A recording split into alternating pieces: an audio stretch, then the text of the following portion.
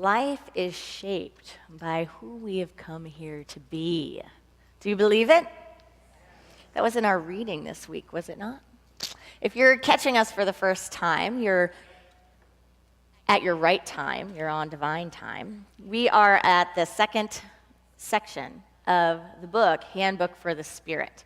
You can probably find this book online at abebooks.com.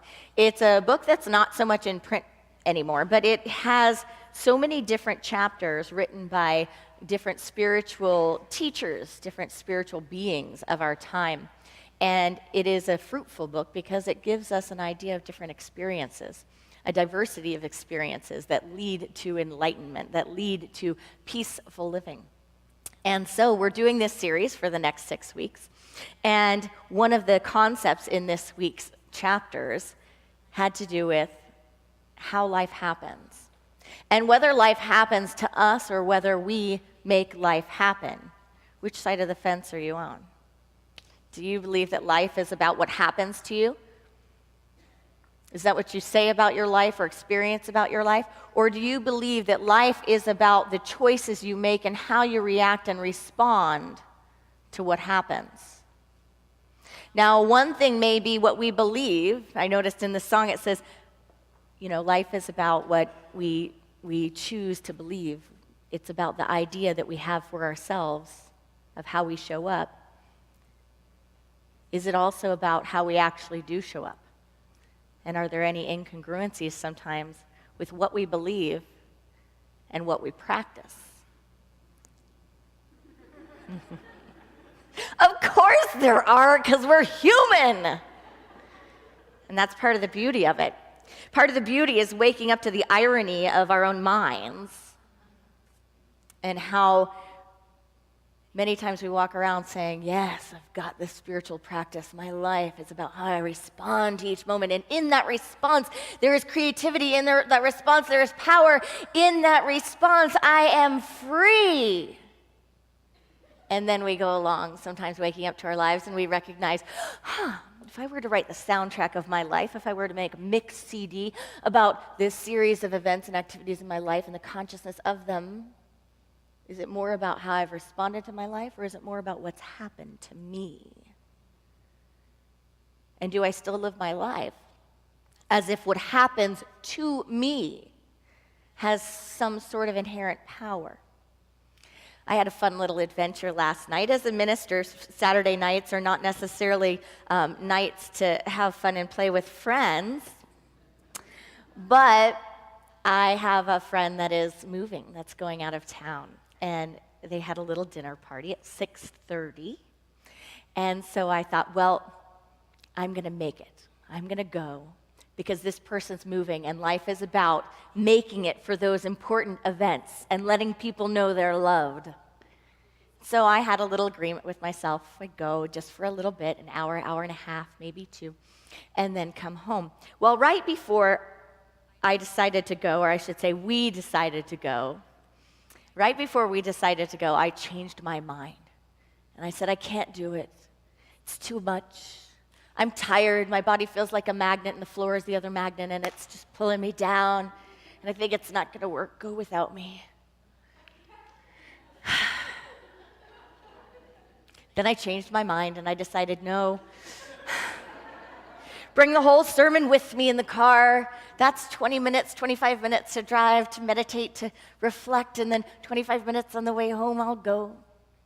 And I have this beloved partner who is now a husband who loves gatherings. But we have agreements about when somebody that has a Sunday morning obligation needs to go home, right? We've always had these agreements. So we remind ourselves of this agreement as we're driving, and we get to this gathering, and the first people leave the gathering. The first couple, it's only about 6, 7, 8 of us. The first couple leaves the gathering, and I think, this is a good time. It's been an hour and a half. This is a good time. And my beloved is gone by this point, upstairs into the attic art room where there is a drum set and a guitar And so I send the male of this couple upstairs to go get him and tell him it's time to go. I thought that was going to be a good strategy. Send someone else up. It's time to go. All I get back is this man getting ready to leave with his wife going, looks like you're going to have to do it. So I patiently wait for just a little bit downstairs, actually playing a little game with my mind, thinking, have you ever done this? Thinking, how much trouble is he willing to get into tonight? Time exactly. This time, let's see how upset I can get. Let's see how far he pushes it without responding. So I wait and I wait. You know, when you're ready, 10 minutes is like hours, right? No sign of him anywhere, but I hear quite a lot of music. I hear a little switching between the drums and the guitar. Now I think we're playing drums, now we're playing the guitar. And so, again, a girlfriend goes up, and she says, it's time to go. And then she comes back down a little bit later. And I thought, now I got to go up. And this is not going to be pretty. So I walk up the stairs, I stand at the door, and I put on my fake. This is a bad secret to let out.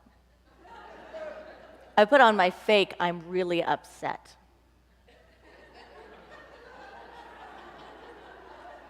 Seriously? Seriously on a Saturday night? But then I get a little distracted and I played with the lights to the rhythm of the music.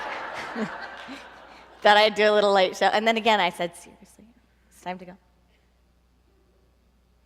And it took a little while. I went downstairs, came back again. Now, all of this in my mind is taking hours and hours.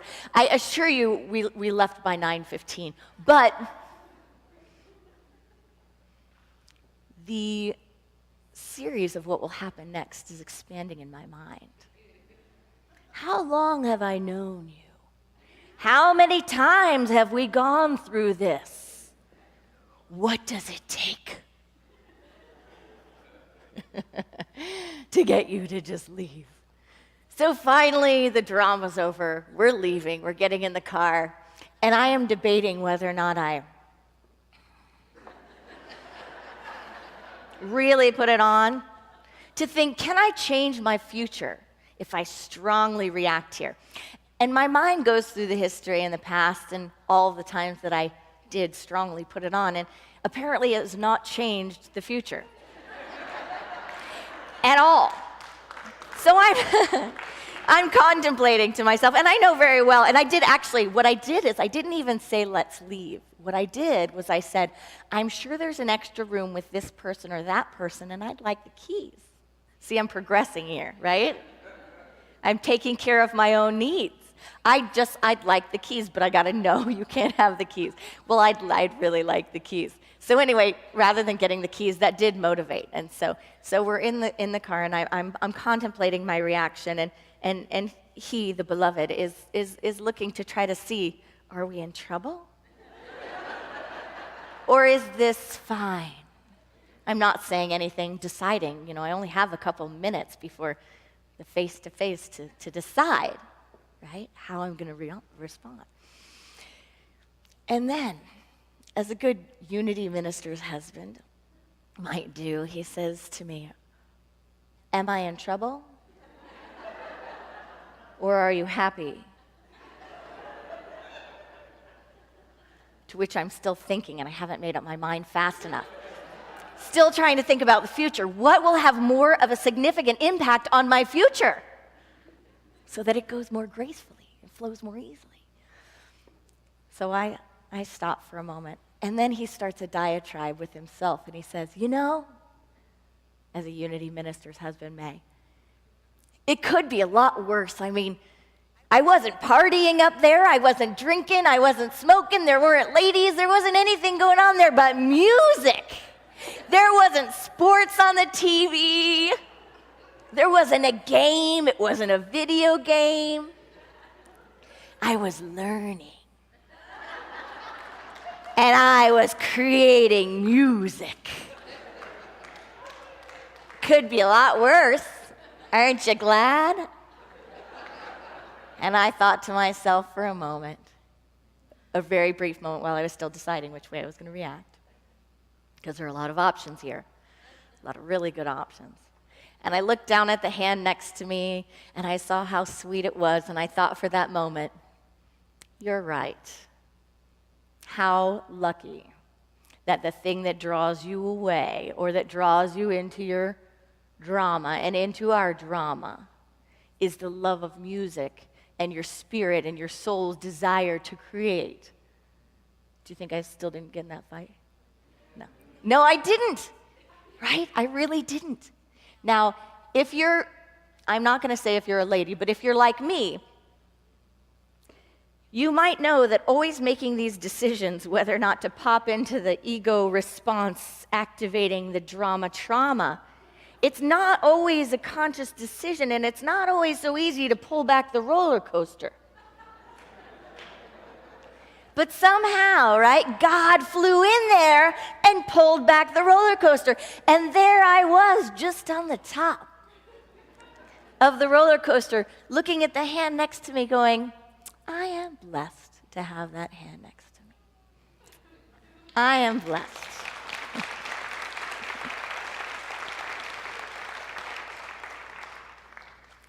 Our unity principles are not always about the most profound, deep, spiritual experiences.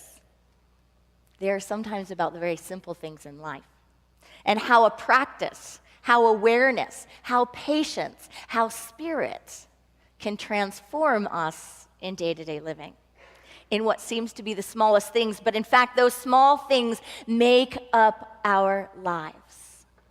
Those small things make up our lives. And they shift us from a world where things happen to us into a consciousness of how beautiful it is when we consciously interact with our world. I want to share a passage from one of the chapters this week. Howard Murfitt said this: there are so many wrong ideas to be cast aside, so many overpowering desires to be brought under control, to be reined in like wild horses and steered in the right direction, so many egotistical emotions to be controlled. We, prodigal sons, returning to our Father's home and our spiritual home, will meet with many snares and illusions along the way. In a passage by Michael Beckwith, he talks about the scripture where the master teacher comes and says, I've come, and I'm not shelling his words here, right? I've come not to play la-la games with you all, not to hold hands and sing happy songs, but to set mother against daughter and father against son, right? To pull apart these things that you seem to believe are so tightly bound. And Beckwith goes into the possibility that there's another interpretation of that possibly that is to draw the ego emotions, the ego realities from the true realities, from the light realities. That in fact, if we think of mother birthing consciousness, and then we think of what comes after the effect, if we think of those aspects of our masculine and our feminine nature, our consciousness, we can sift through the different emotions. Those which are sourced in principle, and those which are untethered, immature, unhelpful, whatever you want to call it, simply not useful, simply not leading to the future that I would like to choose if my mind were completely with me in a moment of sanity. So can I be aware? Can I be awake? Can I stop acting like life is happening to me? One of the very deep concepts in this week's reading had to do with what I call the Santa God. If you notice some concepts of God, and this is not a criticism, it's an evolutionary process, But if you notice some concepts of God, they sound much like Santa, do they not? In our reading this week, we saw some good illustrations of the ideas of God and how people explained that they evolved from the God of their childhood into what they found to be a more expansive experience of God. But that God of the childhood was much like Santa. There was a great story in the passages about a little boy who thought when he was younger, just like his mother taught him, that God is watching you with eyes, watching and knows everything that you do, knows if you've been good, knows if you've been bad. Is it sounding familiar?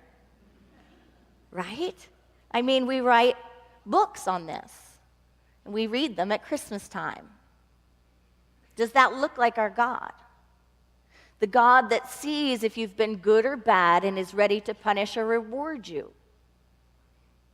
This little boy was going to get eggs for his mother, and one of the eggs fell and broke, and he thought to himself, I'll just say there were really fewer eggs. There was one less egg than there really was. And then he paused for a moment and thought, oh, wait, even though my mother isn't watching, God is.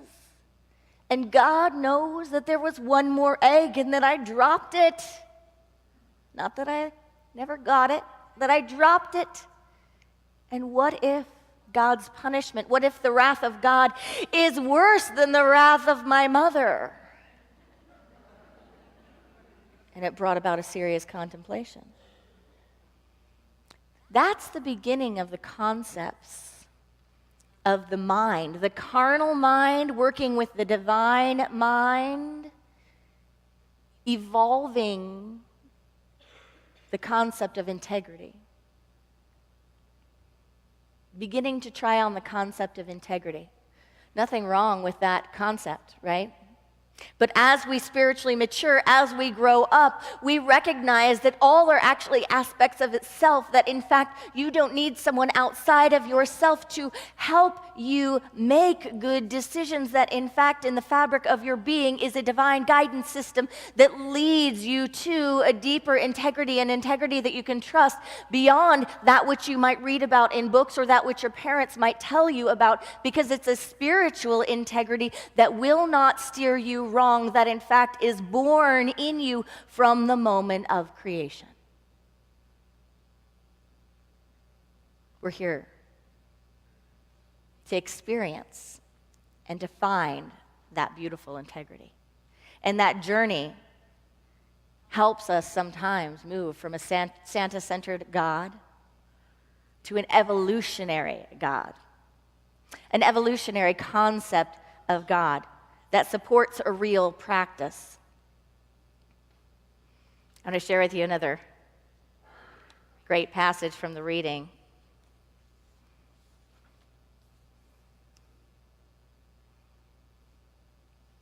This is the experience that one came to in their evolution of God consciousness.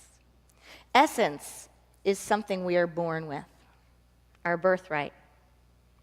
Essence is not something we have to work toward, for it is what we truly are. Therefore, a spiritual path is really one of removing the obstructions that disguise this essence. Removing the obstructions that disguise this essence. What are the obstructions disguising your essence? Is it the fear of the future being the same old thing and thinking I must change it, there must be a shift? What is disguising your essence? Is it a concept of a punishing God that's watching you? So you're reacting to the environment around you, to the people around you, constantly molding and shaping and twisting yourself, hoping to still someday be good enough to be loved? Is it listening and calling real all of the thoughts in your mind, all of the feelings, all the floods of emotions that keep us weeping like a willow tree in a storm? What is it that disguises your essence? That's our spiritual practice for this week. Is it going back to this idea that somehow I have me in one space and I have God somewhere else? Is it somehow I have my life and then somehow I have going to church or my spiritual community or praying? Is it somehow I'm okay and I'm whole, and then somehow I turn around in the next moment I am completely having the experience and acting like I am separate and there is something against me, that I'm in no control of my life, and that there is not a divine pattern at work unfolding in my life and my experience? Can we bring this all together in the synthesis of consciousness in an experience of oneness and recognize, like Michael Beckwith said, that there really is no personal life? He said in his chapter, what personal life? What personal life? Is not my whole life a life of God consciousness? Is not every experience, whether I'm in this room, whether I'm checking in online, whether I'm on the streets, whether I'm in a car, whether I'm at a party, whether I am wherever I am by myself with others in my world, is it all God? Is it all a divine moment of awakening of God consciousness, active and present in my being, in my life, and in my world, for my being and for my life and for my world? And once I get that, I'm ready for a miracle. Once I get that, I see the world differently. But let's get practical now. Let's get real. And what are some tools? What are some things that can really help us activate this? Because we know when we're on the emotional roller coaster of life, we can't always pull ourselves back into awakening, can we? Eckhart Tolle says, never argue with a pain body. Once you see a pain body is already there, just step back. Just step back. Because it won't change anything, it won't shift. Because when we're in our ego minds, we're there. But in every moment, we can come back to the breath, we can come back to the silence, and we can come back to presencing. And the more space we create in our minds to present each moment, to presence it, the more we can feel that essence. So what are the tools? The first tool comes from this reading. It's a unity principle. God is everywhere. Let's say it together.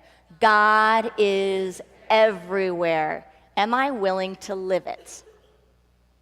Am I willing to really live it? Not to say it, but to get into integrity with it. And in any moment where I'm not seeing God, to look at that moment, to look at that emotion, to look at that life and say, God is everywhere.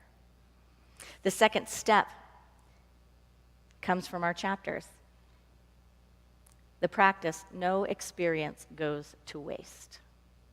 No experience goes to waste. Will you say that with me? No experience goes to waste. Am I willing to make that true? For me in my life, for me in my world, am I willing to live in the foundational principle that no experience goes to waste? Not because it deserves not to go to waste. Some of our experiences certainly deserve to live in the trash can, do they not? Go to the landfill. Go to what Scripture calls Gehenna, or hell, the fiery pits, the place where you recycle everything, where it burns and turns to ash. The place in consciousness where we release. But are we willing to stand on the firm foundation of this practice that in my life, no experience will go to waste? And the last is this: to take a personal experience of spirit over anything else that can be given or gifted to us. We talked about essence. In our reading, it says that we are one being, no? We are truly one being, experiencing itself in multidimensional ways. But we are one being.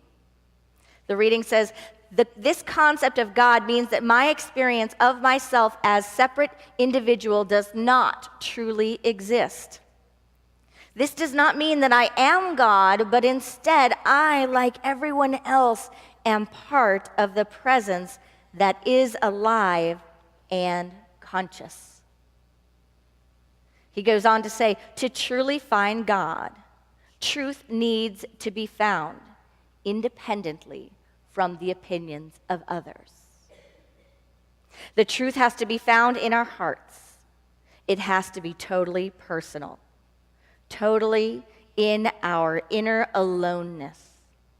God is our inner core and is the core of everything. It is also the true guidance, which is always guiding us. Make our spiritual practice. Make your God personal. Namaste.